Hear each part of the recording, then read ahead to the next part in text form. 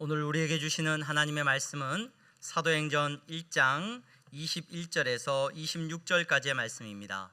사도행전 1장 21절에서 26절까지의 말씀을 제가 봉독하겠습니다. 이러함으로 요한의 세례로부터 우리 가운데서 올려져 가신 날까지 주 예수께서 우리 가운데 출입하실 때에 항상 우리와 함께 다니던 사람 중에 하나를 세워 우리와 더불어 예수께서 부활하심을 증언할 사람이 되게 하여야 하리라 하거늘 그들이 두 사람을 내세우니 하나는 바사바라고도 하고 별명은 유스도라고 하는 요셉이요 하나는 matti아라. 그들이 기도하여 이르되 뭇 사람의 마음을 아시는 주여 이 두 사람 중에 누가 주님께 택하신 바 되어 봉사와 및 사도의 직무를 대신할 자인지를 보이시옵소서. 유다는 이 직무를 버리고 제 곳으로 갔나이다 하고 제비 뽑아 matti아를 얻으니 그가 11사도의 수에 들어가니라. 아멘. 이 시간 샤론 찬양대 하나님 앞에 찬양하시겠습니다.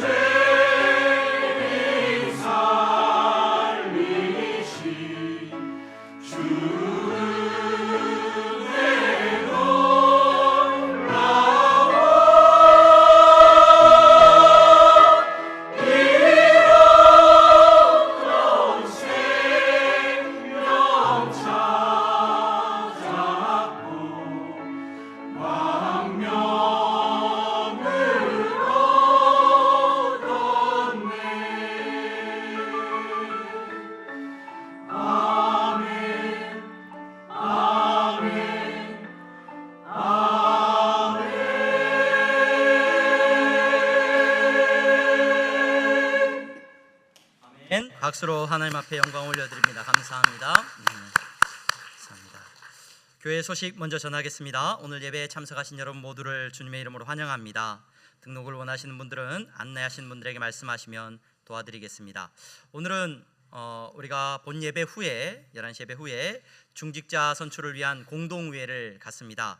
이 공동회에 참석하실 수 있는 분들은 향동교회 등록하시고 6개월이 지나신 분들입니다. 그래서 작년 10월달까지 등록하신 분들은 이렇게 공동회에 모두 참석하셔서 또 이렇게 교회 중직자들을 세워나가는 일 가운데 꼭 참여해 주시기를 바랍니다. 장로님 후보로 우리 이근우 집사님, 또 안수 집사님 후보로 이명규 집사님, 오창진 집사님, 조요한 집사님, 그리고 시무권사 후보로 광명숙, 김경숙, 김숙자, 김혜란, 박영주 집사님, 지경숙 권사님 이렇게 대상이 되십니다. 신앙 기초반 계속해서 신청해 주시기를 바랍니다. 서울 북노회 여전도회 연합회가 내일 오전 11시 아름다운 교회에서 모임을 갖습니다. 이번 주는 사전도에서 교회 청소로 모이게 됩니다. 오늘 본 예배 후에 공동회 후에 사전도에 모임이 있다고 연락을 받았습니다. 사여전도의 식구들은 함께 모이실 수 있기를 바랍니다.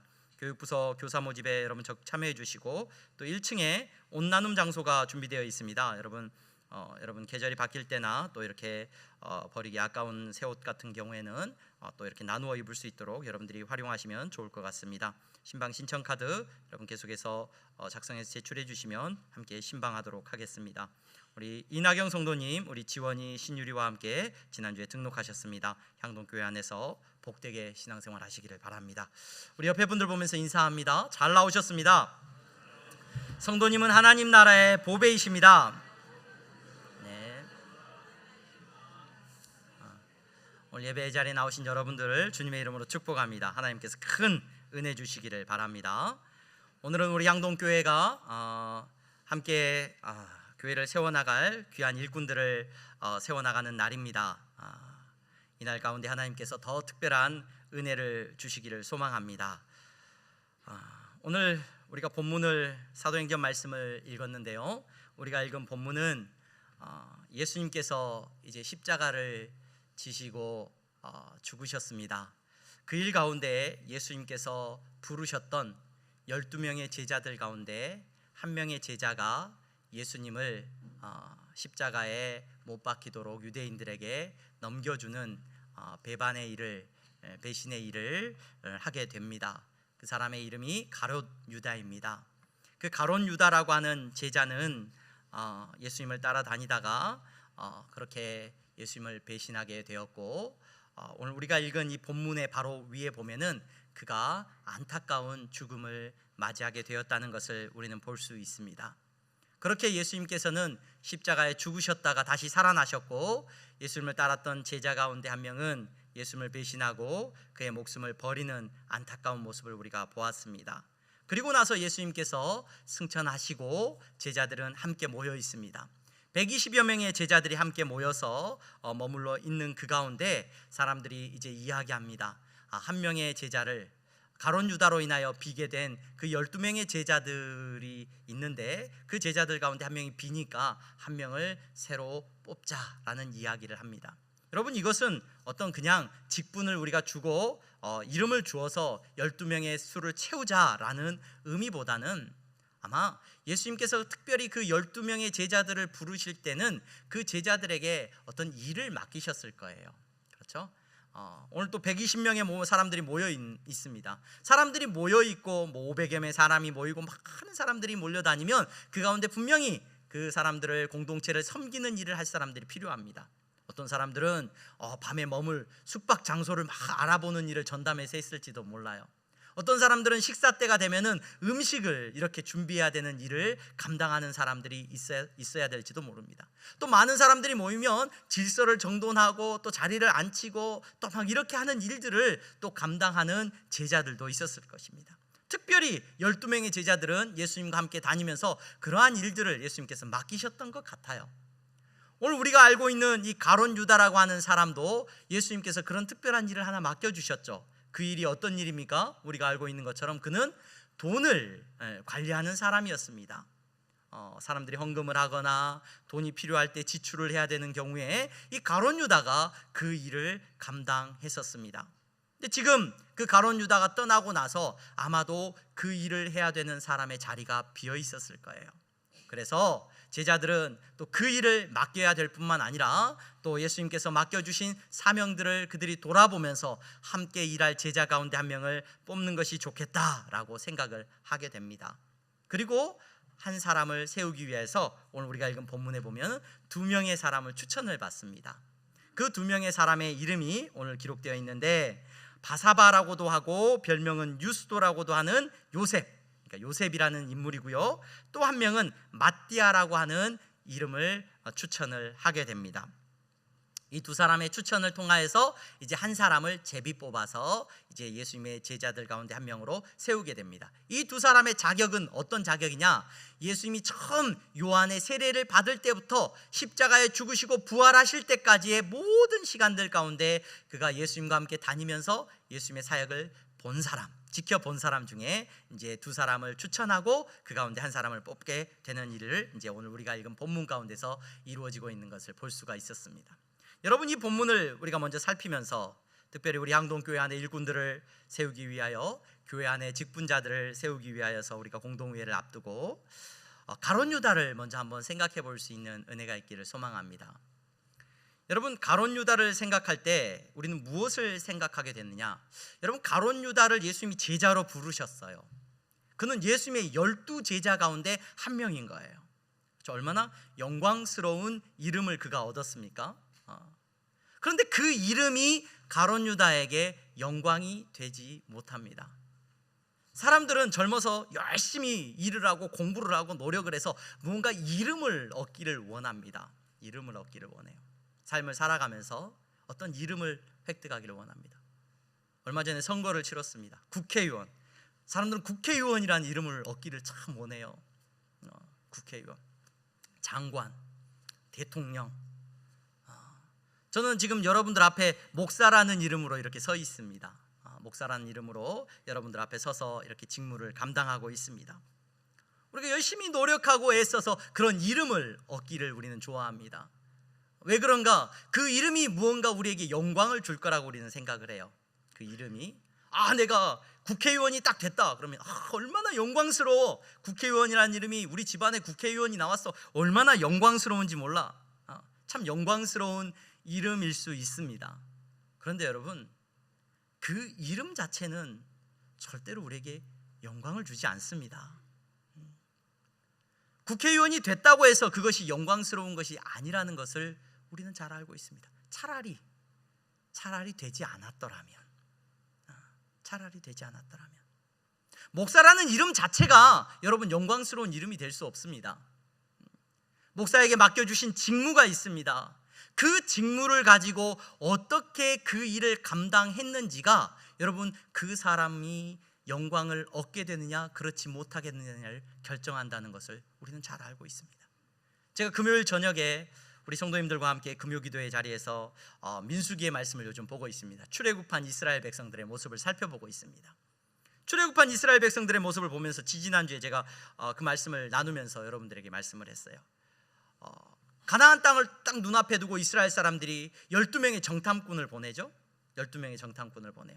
그 12명의 정탐꾼의 이름이 여러분 성경에 다 기록된 거 아십니까? 그 12명의 정탐꾼은 그냥 정탐꾼이 아니에요. 히브리어로 보면 로시라는 단어가 머리예요. 머리, 우두머리예요. 한 지파가 몇만 명의 사람들로 이루어져 있는데 그 가운데 가장 뛰어나고 탁월한 지도자들이, 가문도 좋았고 인품도 훌륭했을 것이고 모든 면에 있어서 존경받을 만한 지도자들이었어요. 그 지도자 12명의 이름이 쭉 기록되어 있습니다. 그런데 여러분 그 12명의 이름 가운데 여러분 2명의 이름을 기억하세요. 그렇죠? 2명만 기억하셔요. 그 2명이 누구죠? 여호수아와 갈렙입니다. 그 위치가 지도자의 위치고 정말로 그 위치가 대단한 수령의 위치고 리더의 위치지만 그 이름 자체가 영광스럽지 못해요. 그 위치 자체가 영광스러움을 가져다 주는 것이 아니라 그들이 그 위치 안에서 무엇을 했는지가 그들에게 있어서 영광을 준다는 것을 저와 여러분들은 생각하게 됩니다.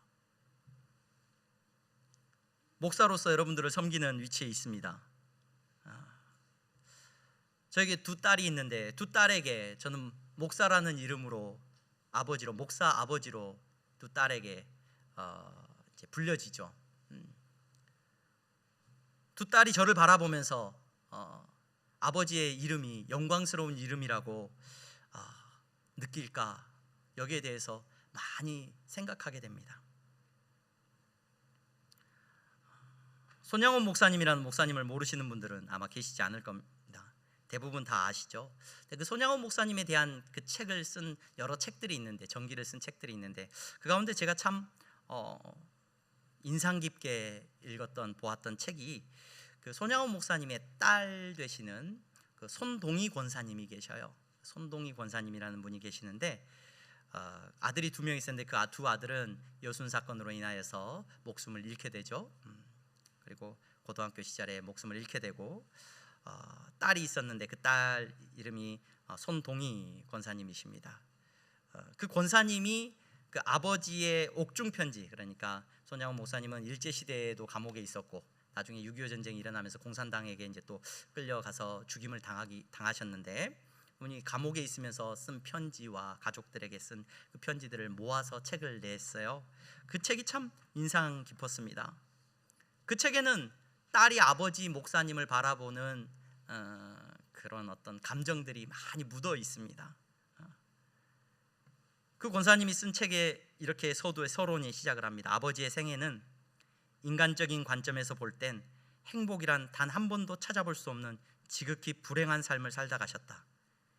인생은 장막 생활이라고 자주 말씀하시더니 그 말씀 그대로 사랑하는 두 오빠 앞세우고, 두 아들이 먼저 세상을 떠났죠. 고작 48세에 한많은 삶을 살다 가셨다. 제가 왜 이 본문이, 이 예화가 생각났냐면, 제가 이 나이가 문득 생각났어요. 손양원 목사님이 제 나이 때 돌아가신 거죠. 그러니까 48세에 한많은 삶을 살다 가셨다. 감옥에서 굶주린 식구들에게 보낸 편지에는 늘 고난을 꿀같이 달게 받으라, 참고 견디기만 하면 이보다 더 큰 복은 없는 법이라. 동생하고 고아원에 버려지면서 해방된 후에 아버지가 이제 감옥에서 나오고 아버지 옆에서 함께 머무는 것이 큰 즐거움이었는데, 여순 사건이 일어나면서 두 아들이 죽임을 당하고 전쟁이 일어나고 교회를 지키기 위하여서 다 교회를 버리고 떠나는데, 끝까지 그 나환자들과 함께 예배를 드리다가 결국 공산당들에게 끌려가서 죽임을 당하십니다. 그 아버지를 바라본 딸이 그 아버지의 이름에 붙어있는 목사라는 이름을 어떻게 생각했는지 그 책에서 느낄 수가 있었어요. 내 자녀가 목사인 아버지를 나를 바라보면서 어떻게 기억할까, 어떻게 이야기할까, 문득문득 몸서리치게 부끄럽습니다. 딸에게 부끄러운 건 문제가 아니겠죠. 여러분, 하나님께서 우리에게 직분을 맡기셨는데 그 직분을 가지고 우리가 하나님 앞에 나아가게 될 때, 여러분, 우리가 부끄럽지 않기를 주님의 이름으로 축원합니다. 예수님의 제자들이 여러분 영광스러운 이름을 얻었습니까? 예수님의 12명의 제자들 가운데, 그래서 뭐 성당 같은 데 가면 막 조각상들을 해놓고 예수님에게 제자들 막 성 베드로, 성 누구 막 이름이 거룩해지고 자자손손 막 영광을 받는 이름 같습니까? 여러분, 그들이 택함을 받고 그 자리에 올라간 것이 영광이 아닙니다. 마띠아가 제자 가운데 한 명으로 초청을 받습니다. 뽑히게 됩니다. 그 마띠아가 제자의 영광을 함께 나누죠. 예수님께서 특별히 말씀하신 요한 외에 10명의 제자들이 순교합니다. 그것이 제자들의 영광이었습니다. 그리고 마띠아도 순교한 것으로 교회의 전승이 우리에게 전하고 있습니다. 마띠아도 그 영광에 참여했다는 것을 우리는 볼 수 있습니다. 여러분, 여러분들이 가진 이름이 여러분들을 영광스럽게 하는 것이 아닙니다. 그 이름 앞에서 저와 여러분들이 충성된 종으로 쓰임받기를 주님의 이름으로 축원합니다. 2명의 제자가 추천이 올라왔습니다. 그 중에 한 명의 인물이 여러분 이제 당선이 되죠. 당선이 됩니다. 뽑힌 거예요. 뽑혔어요. 근데 누가 뽑혔어요? 오늘 우리가 읽은 본문에 보니까 마띠아라고 하는 인물이 뽑혔습니다. 야, 마띠아는 예수님의 제자 가운데 한 명이 되는 큰 영광을 누렸구나. 그럼 마띠아의 인생은 이제 어떤 인생입니까? 여러분, 성경을 통해서 마띠아라는 이름을 들어본 적이 있으십니까? 저는 오늘 마띠아라는 인물을 처음 발견했을 때 성경을 읽으면서 마띠아를 열심히 찾았던 기억이 나요. 마띠아가 그 뒤에 예수님이 제자가 되고 나서 어떤 일을 했을까? 성경에 마띠아라는 인물은요, 오늘 우리가 읽은 본문에 딱 한 번 나와요. 예수님의 다른 제자들도 많았어요. 그렇죠? 베드로도 있었고 요한도 있었고 많은 제자들이 있었습니다. 그 제자들이 엄청난 일들을 많이 했겠죠. 엄청난 능력을 행하기도 했지 않습니까? 사도행전에 베드로의 이름이 이제 잠깐 등장을 합니다. 그런데 여러분, 이후에 성경에는 제자들의 이름이 거론이 안 돼요. 등장하지 않습니다. 그들이 등장하는 것도 다 복음을 증거하는 가운데 성령님의 일하심이 나타나는 것을 우리는 보게 됩니다. 여러분, 이것이 무엇을 말하고 있는가? 우리는 주위에서 살펴봐야 됩니다. 교회는, 하나님 나라의 직분은 내 이름을 자자손손 알리고 내가 무슨 일을 했고 내가 어떤 영광을 얻었고 내 이름이 어떻게 드러나기를 원하는 것이 교회가 아니라는 것을 기억하시기를 바랍니다. 교회의 주인은 누구셔요? 예수 그리스도입니다. 누가 일하십니까? 성령님께서 일하시는 줄로 믿습니다. 향동교회를 섬기는 목사로 제가 이 자리에 서 있습니다. 목사로 여러분들을 섬기면서 매 순간 깨닫게 하시는 것은 교회의 주인이 오직 하나님이시라는 것을 기억하게 하나님께서 만드십니다.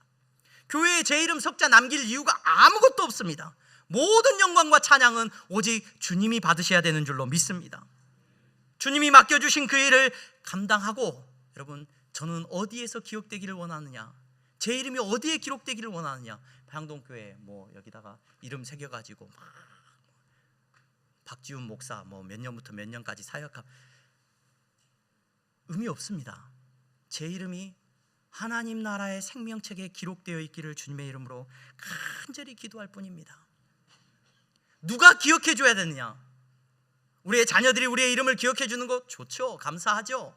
선하게 기억하는 거 감사하죠. 여러분들의 이름을 누가 기억하는 것이 중요합니까? 예수님이 여러분들의 이름을 기억하는 것이 가장 중요한 일이라는 것을 잊지 마시기를 바랍니다. 여러분, 제자들의 이름은요, 그 이후에 사도행전과 말씀들 서신서에 잠깐 나오지만 그들의 이름이 그 어떤 영광을 누렸고 무슨 일을 했고 엄청 대단한 일을 했고 하나도 기록 안 됩니다. 의미 없습니다. 오직 그리스도의 영광만 나타날 뿐입니다. 교회가 기억해야 되는 단 하나의 이름은 예수 그리스도입니다. 여러분, 이 예수 그리스도의 이름을 놓치고 다른 이름들을 기록하기 시작하면 교회는 변질됩니다. 잊지 마시기를 바랍니다. 우리 교회 안에 하나님께서 직분이 있습니까? 우리에게 맡겨주신 직분이 있습니까? 내 이름을 남기는 것이 우리의 사명이 아니라 예수 그리스도의 이름을 증거하는 것이 우리의 사명이라는 것을 잊지 마시기를 바랍니다. 마지막으로 생각해 보고자 하는 것은 오늘 바사바라고 하는 인물입니다. 보니까 바사바, 별명은 유스도, 그리고 요셉이라고 하는 인물에 대해서 설명을 좀 드릴 겁니다. 제가 그 제자 중에 한 명으로 누가 세움을 받았다고 그랬습니까? 마띠아가 세움을 받았어요. 근데 아이러니하게도 이 마띠아는 성경에서 한 번도 등장을 안 해요. 이제 모르겠습니다. 제가 다른 이름으로 등장하는데 함부로 절대 등장 안 한다고 말하면 안 되죠. 마띠아라는 이름 자체는 하여튼 제가 찾아볼 수가 없었습니다. 그런데 여러분, 이 바사바라고 하는 인물은요, 이후에 떨어진 거잖아요. 지금 떨어졌어요. 그 이후에 다시 됐다 이런 말 없습니다. 한번 예수님이 12명의 제자 가운데 들어가는 걸 실패하고 이 바사바라고 하는 인물은 떨어진 거예요. 근데 이 바사바라고 하는 인물이 성경에 계속해서 언급이 됩니다. 그 사람이 어떻게 언급됐느냐? 사도행전 15장 22절에 이런 말씀이 나옵니다. 이에 사도와 장로와 온 교회가 그 중에서 사람들을 택하여 바울과 바나바와 함께 안디옥으로 보내기를 결정하니 곧 형제 중에 인도자인 바사바라 하는 유다와 실라더라. 교회가 큰 일을 맡겨야 되는데, 안디옥 교회에 사람들을 파송해야 되는데 누구를 대표로 세우냐면 이 바사바라고 하는 유다를 대표로 세우고 있습니다. 나중에 사도행전 15장 32절에는 이렇게 기록이 됩니다. 유다와 실라도 선지자라. 여기서 유다는 바사바라고 하는 유다를 말합니다. 그 유다와 실라도 선지자라 여러 말로 형제를 권면하여 굳게 하고, 그는 어떤 사람이었느냐? 교회 안에서 역시 선지자였고 교사로서의 사명을 끝까지 감당합니다. 사도행전 18장 7절에 보면은 거기서 옮겨 하나님을 공경하는 디도 유스도라 하는 사람의 집에 들어가니 그 집이 회당 옆이라. 그는 말씀을 가르치는 회당 옆에 살았고 그러면서 하나님을 공경하는 사람이란 증거를 받았더라. 그가 바사바입니다.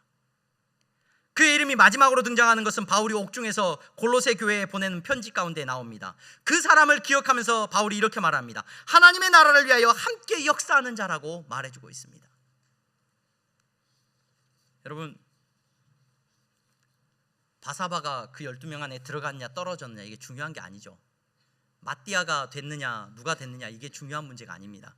누가 직분을 가졌느냐 누가 그 명함을 얻었느냐가 중요한 게 아닙니다. 무엇이 중요한 거냐?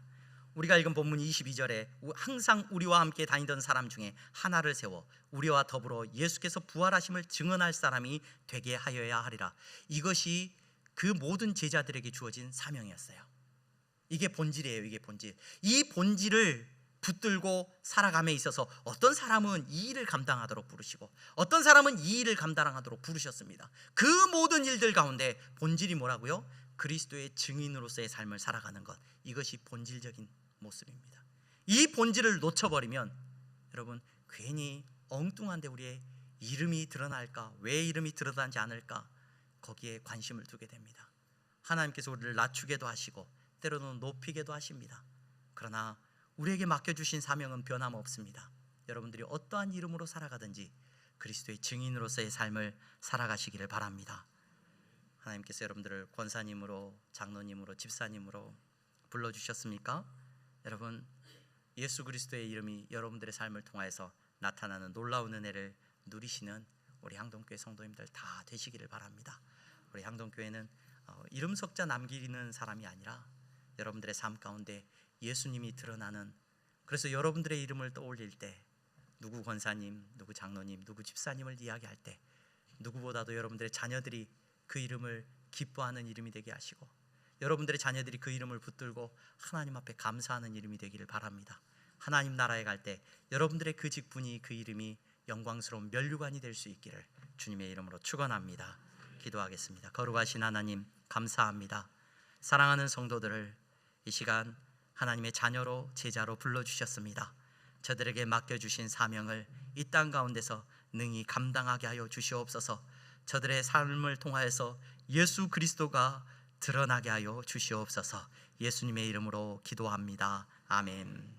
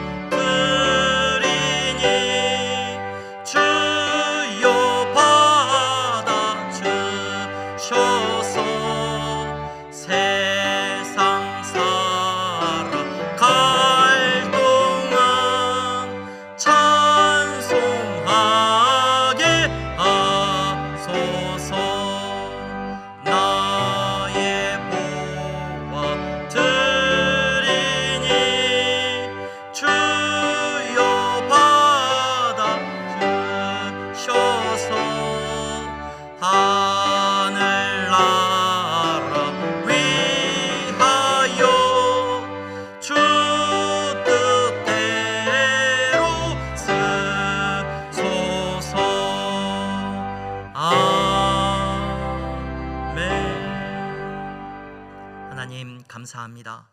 사랑하는 성도들이 이 시간 하나님 앞에 온 마음 다하여 예배하며 물질을 구별하여 드렸습니다. 정직한 감사의 예물과 11조의 예물을 드렸습니다. 하나님, 저들에게 맡겨주신 모든 사명 가운데 하나님이 기뻐하시는 일을 능히 감당하기를 원합니다. 하나님, 저들이 정말로 하나님께서 맡겨주신 사명 안에서 진실하게 하시고 능력을 갖게 하여 주시기를 원합니다. 주님이 맡겨주신 그 사명을 능히 감당할 수 있도록 저들의 두 팔을 붙잡아 주시고 저들의 생업을 지켜주시기를 원합니다. 마음껏 쓰임받도록 주여 하늘의 문을 열어 주시옵소서. 아버지 하나님 감사합니다. 선교의 예물을 드렸습니다. 아버지 하나님, 땅끝까지 그리스도의 복음을 증거하는 일 가운데 우리가 쓰임받게 하여 주시옵소서. 그 사명을 잊지 않게 하여 주시옵소서. 장학 헌금을 드렸습니다. 우리의 다음 세대가 부모들의 세대를 바라보며 아버지 하나님 정말로 그리스도의 영광을 볼 수 있도록 축복하여 주시옵소서.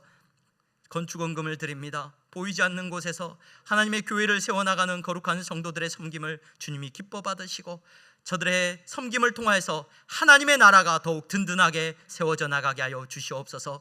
아버지 하나님, 어려운 경제 모습 때문에 아버지 하나님 힘들어하고 있는 성도들이 있습니다.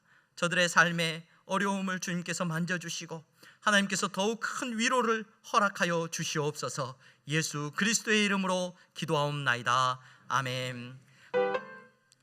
주 예수 그리스도의 은혜와 하나님 아버지의 사랑하심과 성령의 교통 충만하심이 오늘 주님 앞에 나와서 예배하며 하나님께서 맡겨주신 성도라는 이름을 붙들고 충성되이 정말로 교회를 섬기고 맡겨주신 사명을 감당하는 우리 성도들의 머리 위에 이제부터 영원토록 함께 있을지어다. 아멘.